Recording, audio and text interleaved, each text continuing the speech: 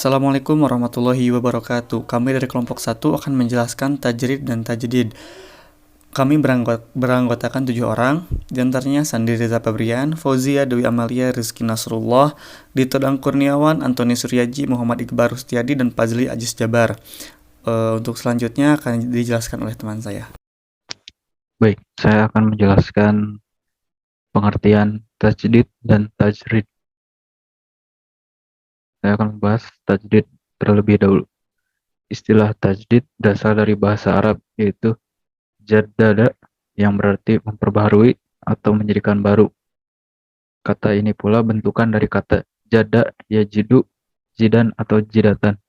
Artinya, sesuatu yang ternama, yang besar, nasib baik, dan baru.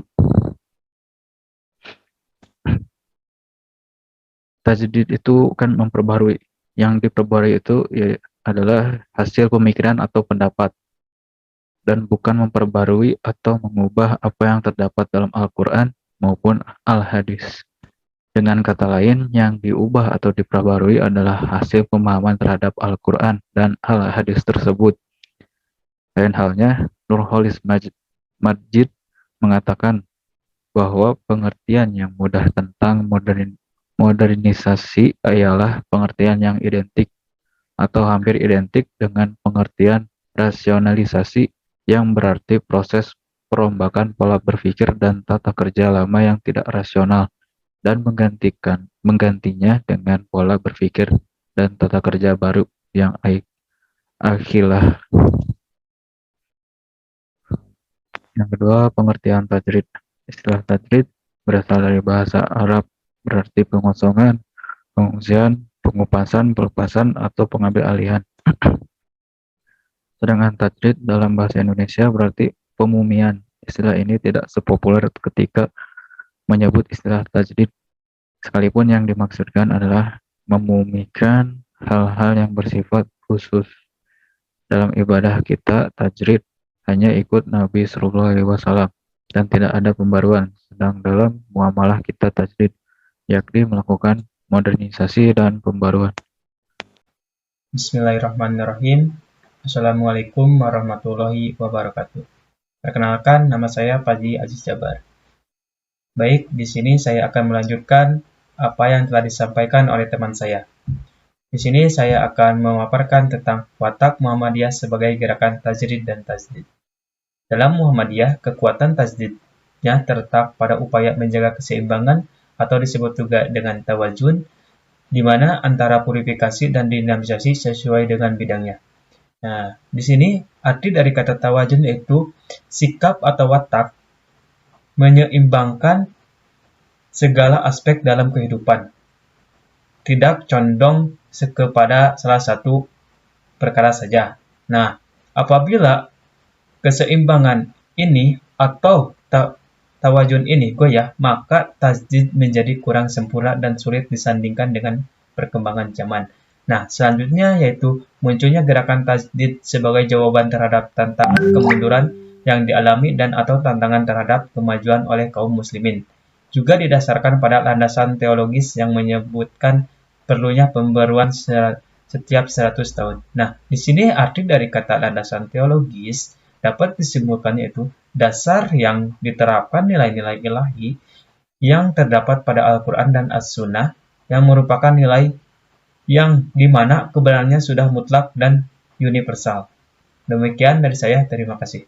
Selanjutnya, model-model tarjih Muhammadiyah. Yang pertama, hurapat adalah kepercayaan tanpa pedoman yang sah dari Al-Quran dan As-Sunnah, hanya ikut-ikutan orang tua atau nenek moyang.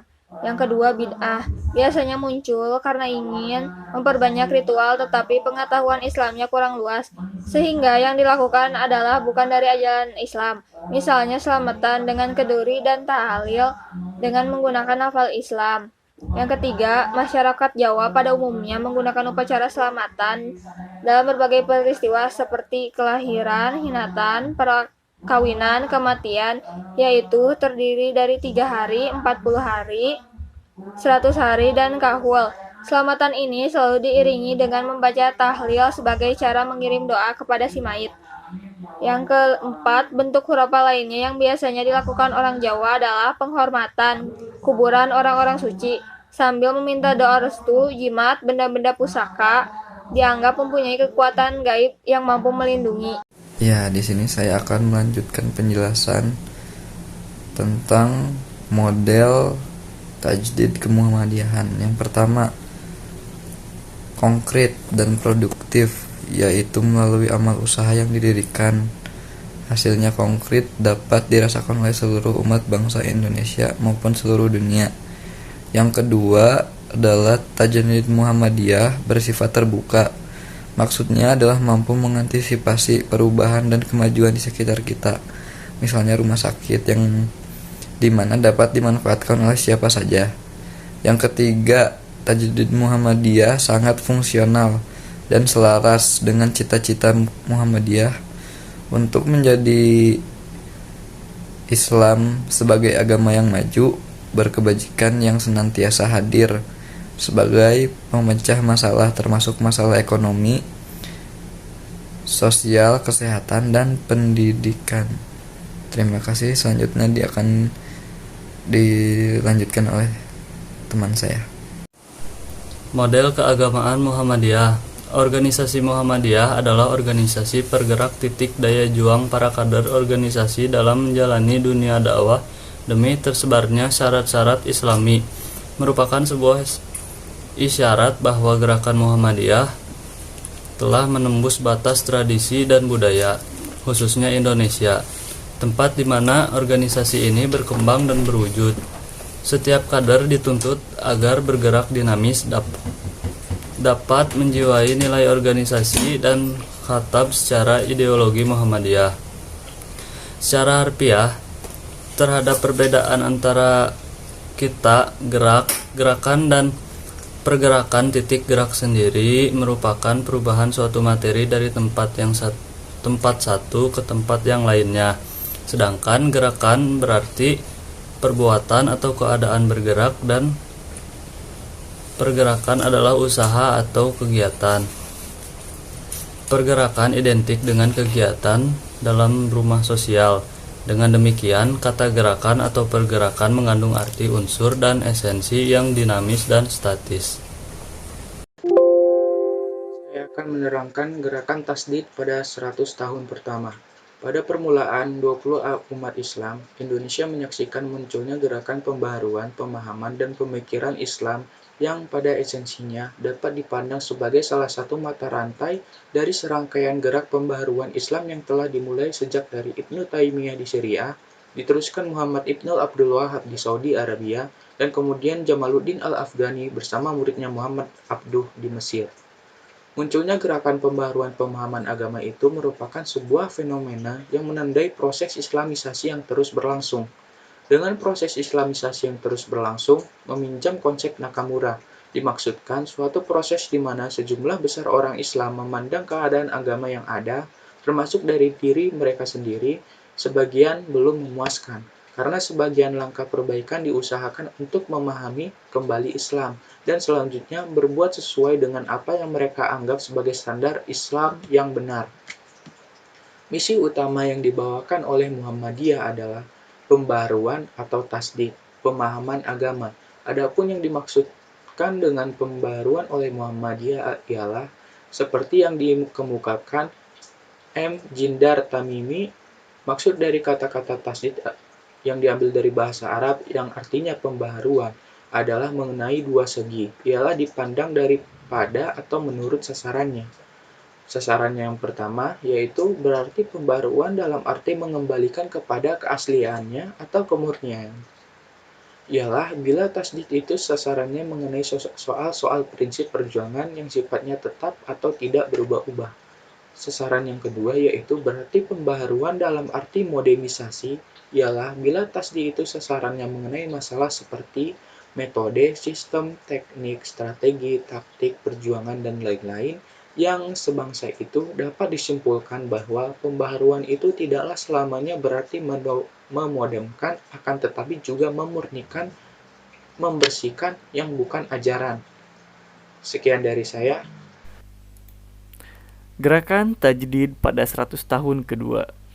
Tantangan yang dihadapi Muhammadiyah pada abad pertama usianya pasti berbeda dari abad kedua, meskipun kontinuitasnya antara keduanya tetap ada. Untuk itu, paradigma, model, dan strategi tajdidnya juga harus disesuaikan dengan perkembangan terbaru diskurs baik dalam teori maupun praktek. Muhammadiyah melakukan upaya pembaruan from within yang meliputi strategi pembaruan gerakan pendidikan yang selama ini digelutinya, mengenal dengan baik dan mendalam metode dan pendekatan kontemporer terhadap studi Islam dan keislaman era klasik dan lebih era kontemporer, mendekatkan dan mendialogkan Islamic Studies dan Religious Studies, bersikap inklusif terhadap perkembangan pengalaman dan keilmuan generasi mudanya, mengenalkan dialog antara budaya dan agama di akar rumput, memahami cross-kultural dan multikulturalitas dalam bingkai fikih NKRI, dan begitu seterusnya. Dalam memasuki fase kedua gerakannya, yakni memasuki abad kedua perjalanan sejarah Muhammadiyah, sudah tinggi waktu untuk kesempatan melakukan pembaruan paradigma tajdid di tubuh persyarikatan ini. Kodifikasi dan konsensus tajdid yang terpadu atau elektrik, cara verifikasi dan dinamisasi menjadi titik tolak bagi transformasi paradigma tajdid Muhammadiyah. Selain tidak akan terjadi pada ekstremitas yang radikal, baik ke arah radikal kiri maupun radikal kanan dalam pemikiran Islam. Dalam transformasi orientasi tajdidnya, Muhammadiyah di satu pihak tidak terjebak pada pemurnian semata minus pembaruan. Sebaliknya, pembaruan tanpa peneguhan sehingga terdapat ruang untuk transformasi atau perubahan secara seimbang antara pemurnian dan pengembangan atau antara peneguhan dan pencerahan. Namun, paradigma dan strategi yang elektrik atau tengahan seperti itu, jika dibiarkan sekedar normatif belakang, maka hanya akan indah di ranah teori atau klaim, tetapi sering tidak aktual atau mewujud dalam kenyataan secara jelas dan tegas. Dua materi strategis dapat diselesaikan dalam Muhammadiyah, menyangkut fondasi pemikiran yang fundamental dalam gerakan Islam ini. Pertama, menyelesaikan atau memulai kembali penyusunan risalah Islamiyah yang berisi tentang Islam dalam berbagai aspeknya yang menjadi pandangan resmi Muhammadiyah. Tanpa memiliki pandangan yang substantif dan komprehensif mengenai Islam, maka sering terjadi tarik-menarik dalam Muhammadiyah mengenai hal-hal yang fundamental, mengenai aspek-aspek ajaran Islam. Kedua, mengembangkan konsep secara tuntas dan luas manhaj tarjih mengenai 3 pendekatan dalam memahami Islam, yaitu bayani, burhani, dan irfani. Pengembangan yang bersifat elaborasi terhadap manhaj tarjih tersebut diperlukan untuk memperluas cakrawala metodologis dalam pengembangan pemikiran Islam di lingkungan Muhammadiyah. Dengan paradigma purifikasi dan dinamisasi, maka pengembangan atau elaborasi pendekatan bayani, burhani, dan irfani akan menghasilkan konstruksi metodologi yang jelas dan luas dari manhaj tarjih. Kesimpulan dari materi ini yaitu tajdid dalam Muhammadiyah mengalami perubahan yang sangat berarti. Tajdid dalam Muhammadiyah pada tataran praktis dan gerakan aksi yang mengarah pada pemurnian akidah dan ibadah sebagai reaksi terhadap penyimpangan yang dilakukan oleh umat Islam. Model-model tajdid dalam Muhammadiyah digolongkan dalam 3 bidang, di antaranya bidang keagamaan, bidang pendidikan, dan bidang sosial. Sekian dari kelompok kami, terima kasih. Assalamualaikum warahmatullahi wabarakatuh.